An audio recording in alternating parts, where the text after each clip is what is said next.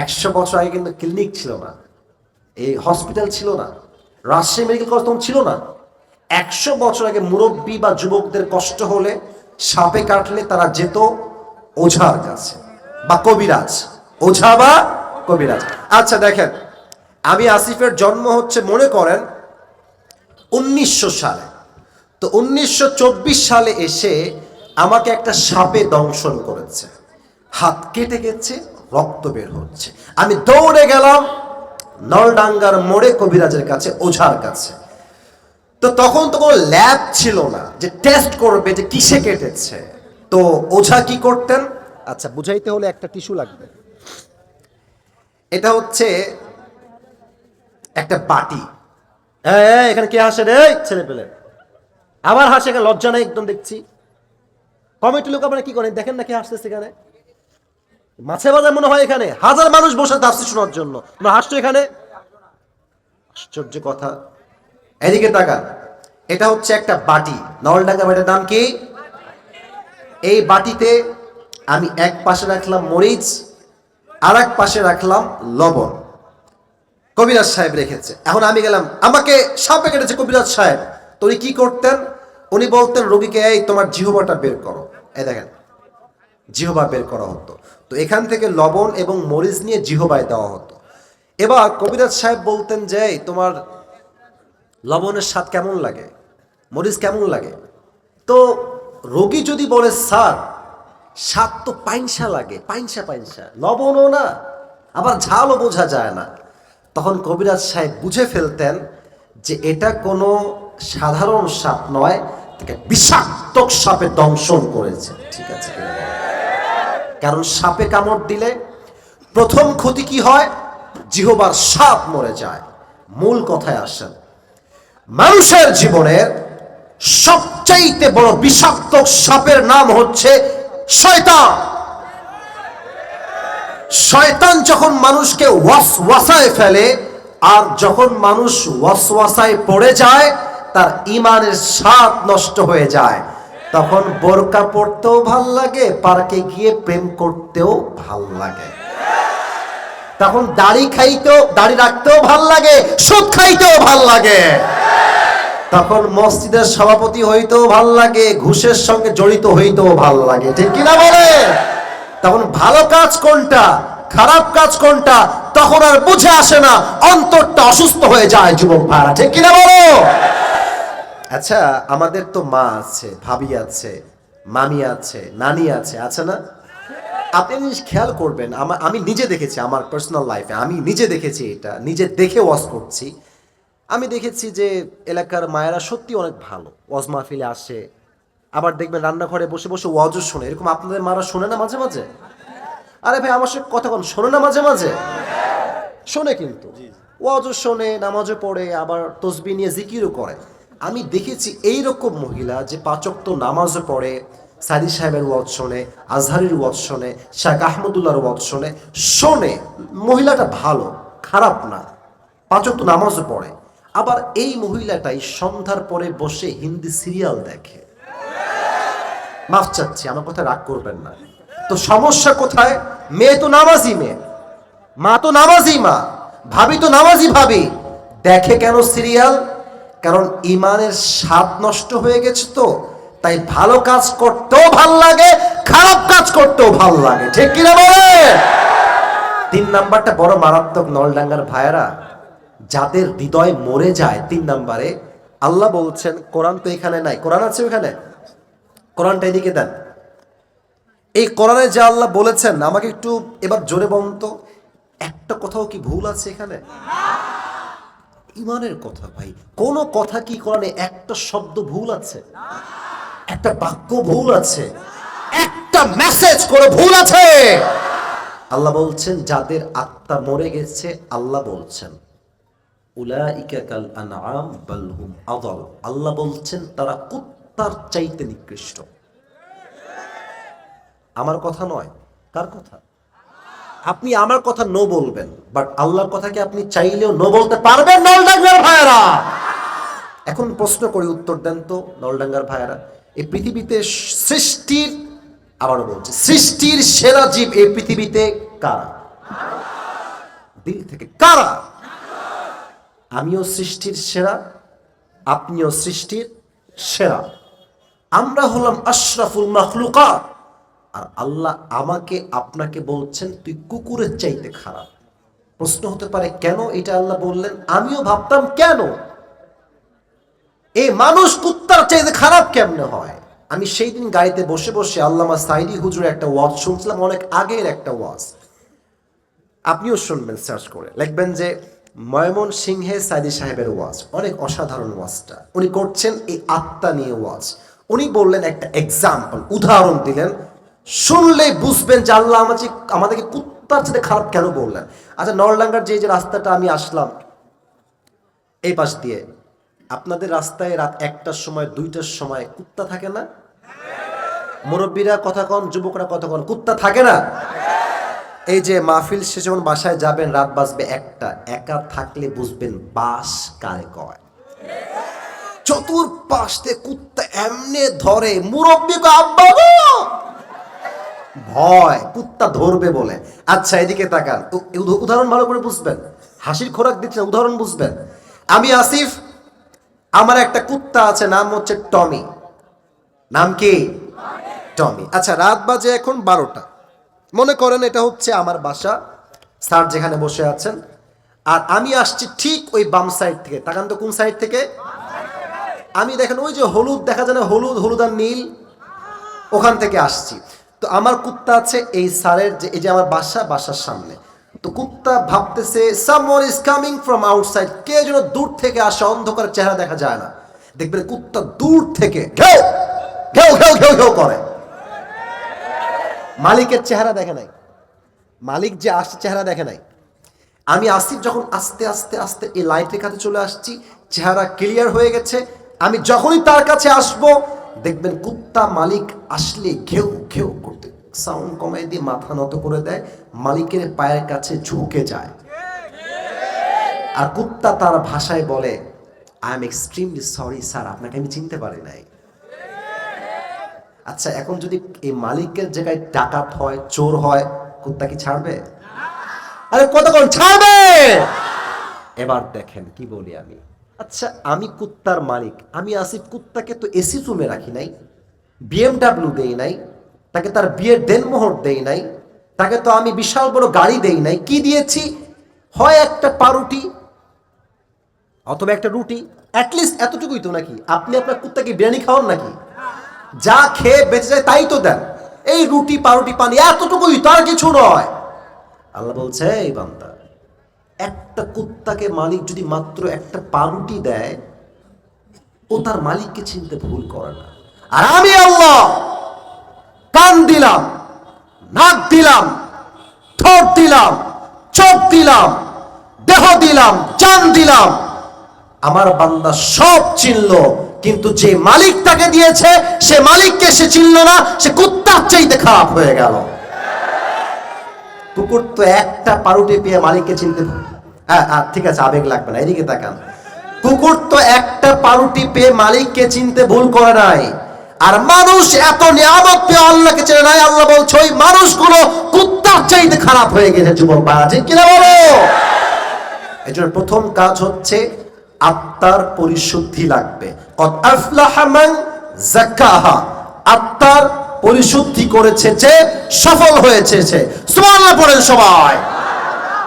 2 number আমলটা আরো সুন্দর একটা আমল। মাঝখানে দুজন কয়ে যায়, এক মুরব্বী আর এক যুবক। মাঝখানে আব্বা যান ওয়াশরুমে যাবেন? আচ্ছা তলে যান তলে যান তলে যান। বেশি চাপ দিলে আবার সমস্যা হয়ে যায় মাঝখান দিয়ে। সবাই একটা কাশি দেন, একটা তাকবীর দেন বাঘের মতো, লিল্লাহি তাকবীর। 2 নাম্বার আমলের নাম হচ্ছে নামাজ। আচ্ছা, রাত বাজে 12টা, আমি উঠেছি 11টায়। আপনার কি মনে হয় সব যুবক মুরব্বীরা নামাজ পড়ে মাহফিলে আসছে? মনে হয় এটা আপনার? না, এখানে এশার নামাজটা পড়ে আসে নাই। পায়ে হাত রেখে মাপ চাচ্ছি, রাগ করবেন না। আবার বাসায় গিয়ে ঘুমাবে, ফজরটাও পড়বে না। আচ্ছা আপনি কোন, এই যে এতগুলো ক্যামেরা আমার সামনে, এই দেখেন এই কত ক্যামেরা, এত লাইট, এত সেটআপ, এত প্যান্ডেল, আপনি নামাজ না পড়লে এই ওয়াজ দিয়ে ঘোরানোর কি লাভ হবে? আপনি কম। আমাদের কাছে সিস্টেম কি জানেন? আরে বক্তা ইউটিউবে ভাইরাল রে, ফেসবুকে খুবই ভাইরাল রে, কিন্তু বক্তার যে ইমান খারাপ, চরিত্র নষ্ট আমরা কেউ দেখতে চাই না। যুবক ভাইরা ঠিক কিনা বলো? আমি আসিফের চেহারা দেখলে হবে না, আপনাকে আমার ইমান চেক করতে হবে, চরিত্র চেক করতে হবে। যুবক ভাইরা ঠিক কিনা বলে? নামাজ। আচ্ছা, আপনারা একজন হুজুর আছেন আপনাদের উত্তরবঙ্গের, বজলুর রশিদ হুজুর, হ্যাঁ গতবার আসছিল, আপনার চেনেন তো সবাই। হুজুর কিন্তু খুব মজার মানুষ গো। হুজুর যা কয় মুরব্বীরা খুব ভালো ভালো বোঝে। যুবক ভাইরা ঠিক আছে কিনা বলো? এই নামাজের কথা বলতে গিয়ে মনে পড়ে গেল, হুজুর এক জায়গায় ওয়াজ করতে গেছেন টাঙ্গাইলে। রাগটা করবেন না তো আপনারা কেউ আবার। আমি বোঝাচ্ছি নামাজটা মানুষের জন্য নয়, নামাজ পড়বেন এক সত্তার জন্য। তিনি কে? হুজুর গিয়ে ওয়াজ করছে, রাত বেজে গেছে 12টা, মাহফিল জমে ক্ষীর, মানুষজন খুব মজা নিয়ে ওয়াজ শুনছে, খুব মনোযোগ। হঠাৎ করে নেতা আসছে। আমরা দেখেছি আগের মাহফিলে 5 আগস্টের আগে মাহফিলের সভাপতি টাটকা সুদখোর, একটা কমিটিও জানে, কিন্তু নাম দিয়েছে কেন? ক্ষমতায় আছে। বুঝলে বুঝপাতা, না বুঝলে তো হুজুর দেখছে যে হঠাৎ করে ওয়াজ বন্ধ, নেতা সাহেবের আগমন, শুভেচ্ছার স্বাগতম। আমার নেতার চরিত্র ফুলের মতো পবিত্র, নামাজ পড়ে না এক ওয়াক্ত। নেতা সাহেব এসেছেন, এসে বলছে মাইকটা এখনই দেন, আমি অনেক ব্যস্ত, আমাকে মিটিংয়ে যেতে হবে, মাইক এখন লাগবে আমার, আমি এখন কথা বলে I will go back to home, বাসায় যাব। তো এই মাইকটা নিয়ে এরকম হাতে নিয়েছে, সালাম নাই কালাম নাই কিছু নাই, প্রথম কথা নামাজ নামাজ নামাজ নামাজ নামাজ নামাজ নামাজ, খালি নামাজ। তো হুজুর বলে ইয়ার ইয়ে কौन है, कहां से आया है? এত ভালো মানুষ, यार ये तो अभी के अभी जन्नत से कंफर्म दुनिया में भाग के आई है यार। ঠিক আছে কি না বলো? কথার আগেও নামাজ, মাঝেও নামাজ, শেষেও নামাজ। তো বক্তব্য দিয়ে নেতা সাহেব নেমে গেছে ডান দিক দিয়ে গাড়ির দিকে। হুজুর বলছে চামচা একটা আছে নেতার আর কি, এদিকে। তো নেতা তো খুব ভালো রে, নামাজ কালাম তো খুব ভালোই পড়ে, কমপক্ষে তো 70 রাকাত তাহাজ্জুদ পড়ে, তাই না রে? চামচাকে বলতেছে, চামচাকে। তো চামচার ভাষা শুনলে আবার রাগটা করে না, হুজুর এমনি বলছে আর কি। তো বলছে যে চামচা বলছে, হুজুর কানে কানে রাগ করবেন না, এর সঙ্গে 5 দিন একসঙ্গে আছি, এই শালা এক ওয়াক্ত নামাজও পড়ে না। তার মানে কিছু নেতা আছে আমাদের সমাজে আল্লাহর জন্য নয়, ভোটের জন্য নামাজকে তারা ব্যবসা হিসেবে ইউজ করে। যুবক ভাইরা ঠিক কিনা বলো? ওমর ফারুক রাদিয়াল্লাহু তাআলা আনহুর জামানায় একজন যুবক, তার নাম হচ্ছে আবু লুলু আল মাজুসি, অগ্নি উপাসক, আগুনের পূজা করে। এসে বলছে ইয়া ওমর, ইয়া ওমর, আমার যে মালিক আছে সে প্রত্যেক দিন আমার কাছে 6 দিরহাম চার্জ করে। নাটোরের নলডাঙ্গার ভাইরা বলেন তো সবাই, কয় দিরহাম? তো আপনি কথাবার্তা বলে একটু কমায় দেন, এত দিরহাম আমি চার্জ দিতে। এই নীলিগঞ্জ সাহস তো কম না রে, বসো। না না বসো, কোনো 1 নাম্বার লাগবে, তুই যুবক মানুষ বাবা, 1 নাম্বার চাপায় বসে থাকতে হবে। যুবক ভাইরা ঠিক কিনা বলো? যুবক ভাইরা, তো আপনি 6 দিরহামকে কমিয়ে 2 দিরহামে নিয়ে আসেন, আমি এটা পারবো দিতে। তো বলছে আচ্ছা ঠিক আছে নিয়ে আসবো, বাট তুমি কি কাজ করো, তোমার ব্যবসা কি, তোমার জব কি? তো বলছে ওমর, আমি মূলত খঞ্জর বানাই। আমার ডান হাত দেখেন, দাঁড়ায় থাকা ভাইয়ারা ওই যে অনেক দাঁড়ায় আছেন, ডান হাত দেখেন। খঞ্জর কাকে বলে? এটাও হচ্ছে চাকু, এটাও হচ্ছে চাকু, মাঝে থাকে হ্যান্ডেল, মাঝে থাকে কি হ্যান্ডেল, এটাকে আরবিতে বলা হয় খঞ্জর। বলছে তাই নাকি, তুমি খঞ্জর বানাও? তুমি তো অনেক ধনী রে ভাই, তোমার তো 6 দিরহাম নয়, অ্যাটলিস্ট 10 দিরহাম চার্জ হওয়ার কথা। এবার ওই যুবক খেপে গিয়ে বলছে ওমর, আচ্ছা সবাই যেহেতু মুসলমান তাই তুমি সবার বেলায় নরম, আর আমি যেহেতু কাফের তাই তুমি আমার বেলায় হয়েছে গরম, তাই না ওমর? এবার তোমার সঙ্গে আমার খেলা হবে, কেউ আমাকে আটকাইতে পারবে না। হুমকি দিয়ে বের হয়ে গেছে। সারা রাত মিলে এই হাদিসটা বলতে গেলে আমার চোখের পানি থামে না, বুকটা কষ্টে ফেটে যায়, কতটা নির্মম বাস্তবতা ঘটনা। বের হয়ে সারা রাত বিশাল লম্বা একটা সে খঞ্জর বানিয়েছে অমরকে হত্যা করার জন্য। বিশাল লম্বা খঞ্জর। নলডাঙ্গার ভাইরা, শীতকালে আমরা ঠান্ডা লাগলে কি মুড়ি দেই গো গায়ে? কম্বল, মাফলার বা চাদর। ভোর রাত তাহাজ্জুদের সময় যখন আজান দিয়েছে ফজরের, আল্লাহু আকবার, হাইয়া আলাস সালাহ, হাইয়া আলাল ফালাহ, আজান যখন দিয়েছে অমর আসে নামাজ পড়তে। এই কাফেরটাও আসছে। কেমনে আসছে? আমার দিকে তাকান। মেয়েরা দেখবেন নেকাব পরে এমনে, তাই না? এই যে এই পাশ দিয়ে ঢাকা আর এই পাশ থেকে এই পর্যন্ত ঢাকা, পুরো ফেসটাই কভার্ড বাই নেকাব অর বোরকা। এবার আমাকে না দেখলে আপনি হাদিসটা বুঝবেন। আমার এতটুকু দেখেন, চেহারা না, এতটুকু দেখেন আগে। আচ্ছা, যতটুকু দেখা যায়, দুই চাদরের দুই পাট, এই দিকে একটা এই দিকে একটা, আগে ঝুলিয়েছে এমনি। ও, চাদর তো আমার কাছে আছেই, ভুলে গেছি। আচ্ছা, চাদর কি দেখা যায়? আচ্ছা, এই হচ্ছে চাদরের এক পাট, এই হচ্ছে আর এক পাট। আমি হাদিস থেকে বলছি, উপরের পাটটা দিয়েছে এমনে, ওই যে নতুন বউ ঘুমটা দেয় না, এই পর্যন্ত নামাইছে। আচ্ছা, দেওয়ার পরে ঢাকা, আর এখান থেকে নিয়ে ডান পাশটা দিয়েছে এমনে, এখানেও ঢাকা, এখানেও ঢাকা। এখন কি চেনা যায় এটা কোন মানুষ? বোঝে না, এটা চেনা যায়? যায় না। আসছে নামাজ পড়তে মুনাফিকের রূপে। ওমরে ফারুক আসছে, সফু সুফু ফাকু, কাতা সোজা করো, কাঁধে কাঁধ মিলিয়ে দাও, আল্লাহু আকবার। এবার আমার দুই হাত দেখেন। ওমরে ফারুক সানা পড়েছেন, সূরা ফাতিহা পড়েছেন, কিরাত পড়েছেন, আল্লাহু আকবার, রুকুতে গেছেন।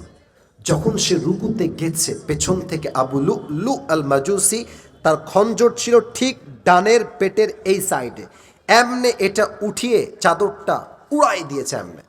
আর এখান থেকে খঞ্জরটা বের করে ডানেও চাকু বামেও চাকু শক্ত করে ধরে ওমরের ঠিক পেটের সামনে এমনে একটা পোঁচ দিয়েছে, আবার একটা, আবার একটা, তিনটা পোঁচ এমন জোরে দিয়েছে যুবক ভাইয়ারা, মুরব্বীরা।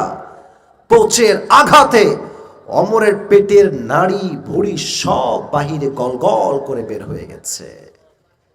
এই দৃশ্য দেখে ওমরে ফারুক চিৎকার দিয়ে উঠে বলছে, কতালানি আল কালব, আমাকে একটা কুকুর হত্যা করেছে, আমাকে বাঁচাও।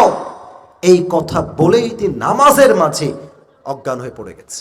নামাজের মাঝে এক সাহাবী দৌড় দিয়ে আসে তোলার জন্য, ডান দিকে নিয়ে গেছে। আর ওই কাফের যখন বের হচ্ছে মজলিস থেকে, নামাজ থেকে, যতগুলো সাহাবীকে সামনে পেয়েছে, এমনে এমনে এমনে এমনে যাকে পায় তাকেই কোপ দেয়। 7 জন সাহাবী কোপ খেয়ে নামাজের মাঝে জায়গাতে স্পট ড্যাথ, জায়গাতে শেষ, ওখানেই মারা গেছে। ওমরে ফারুক অজ্ঞান হয়ে গেছে। সাহাবা একরাম সব দৌড় দিয়ে আসে, ইয়া উমর মালাকা, ইয়া উমর, কি হয়েছে আপনার? তার কোনো সেন্স নাই, পরিপূর্ণ ওমরে ফারুক অজ্ঞান হয়ে গিয়েছে। সাহাবা একরাম ডাক দিয়ে বলছে, আইনা তবিব, ডাক্তাররা কোথায়? জলদি আসো, জলদি আসো, জলদি আসো, ওমরকে বাঁচাও। ডাক্তাররা আসছে, দেখছে পুরো পেট কেটে গেছে। এটা কিসের বোতল? না, বুঝি নাই, কিসের বোতল? এদিকে দেখেন, ডাক্তাররা এসে তার 2 পিঠ ধরে এমনি হালকা করে উঠিয়েছে, আর তার 2 ঠোঁটটা এমনি হা করে পানির বোতলটা খুলে পানি দিয়েছে। পানি যখন তার ভেতরে গেছে, এই দেখেন, গলা দিয়ে নেমে, বুক দিয়ে নেমে, পুরো পেট যেহেতু কেটে গেছে, সবগুলো পানি পেট দিয়ে গল গল গল গল করে বাহিরে বের হয়ে গেছে। আয় হায় হায়। বলছে, দুধ দিয়ে আসো, দুধ খাবে, দুধ বের হবে না। দুধ দিয়ে আসছে, সাহাবা একরাম দুধ দিয়েছে, গলা দিয়ে নেমে, বুক দিয়ে নেমে, 2 পেট কেটে সব দুধগুলো বাহিরে বের হয়ে গেছে। এই দৃশ্য দেখে সাহাবা একরাম বুঝে গিয়েছে ওমরে ফারুক হয়তো বা আর বাঁচবে না। হঠাৎ করে দেখছে তার চোখ বন্ধ ছিল, হালকা খুলেছে। এক সাহাবী দূর থেকে দৌড় দিয়ে আসছে, ওমর আপনি কি ঠিক আছেন? আপনার কি হয়েছে? বলছে, এই তোমার কানটা আমার ঠোঁটের কাছে নিয়ে আসছো, তোমার কান ঠোঁটের কাছে নিয়ে আসো আমার। যখন নিয়ে আসছে, ওমরে ফারুক জীবনের শেষ মুহূর্তে বলছে, এই সাহাবী আসাল্লান নাস, এই নীলগেঞ্জি ভাই বসেন বসেন ভাই, না আপনারা যদি 12টার পরে ওয়াজ না হয় বলেন তাহলে আমি ওয়াজ শেষ করে দেই। শোনেন, আমার নিয়ম হচ্ছে 1 ঘন্টা আমি ওয়াজ করবো, আমি 11টার সময় উঠেছি, কিন্তু ভাই সব জায়গায় তো নিয়ম দিয়ে নয়, ভালোবাসা দিয়ে তো হিসাব করতে হয় যুবক ভাইরা, ঠিক আছে কিনা বলো? শুধু ভালোবাসার ক্ষেত্রে আমি আর কিছুক্ষণ ওয়াজ করতে চাই, আপনারা কি থাকবেন কি থাকবেন না? যারা 12টা 15 পর্যন্ত বসে আছেন স্টিল এখনো, তারা আমি আসিফের জন্য আসে নাই, একমাত্র তার আল্লাহর জন্য আসছে, ঠিক কিনা বলেন যুবক ভাইরা? ওমরে ফারুক বলছে, এই সাহাবী আমাকে বলো, আসাল্লান নাস, আসাল্লান নাস, আমি ওমর যেই নামাজের ইমাম ছিলাম, আমার অজ্ঞান হওয়ার পরে সাহাবা ইকরামরা কি সেই নামাজটা জামাতে আদায় করেছে কিনা? সুবহানাল্লাহ পড়েন সবাই আপনারা।